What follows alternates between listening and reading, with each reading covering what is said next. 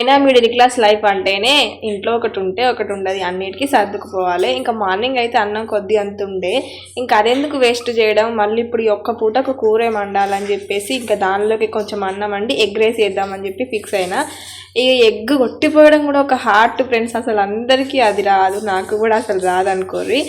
ఇంకా ఆయిల్ మొన్న మురుకులు పోసిన అని చెప్పిన కదా, సో కొంచెం మిగిలి ఉంటే అదే నేను వంటల్లోకి వాడతాను, ఎందుకంటే వేస్ట్ చేయడం అయితే నాకు నచ్చది. సో మీరేం చేస్తారు మిగిలిన నూనెనైతే కామెంట్ చేయండి. చాలామంది అయితే అది హెల్త్కి మంచిది కాదు అంటారు.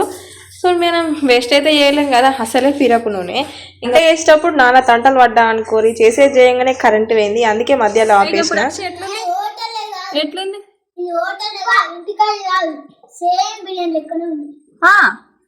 ఎట్లుందాను సూపర్ ఉన్నదా? లైక్ చేయమను.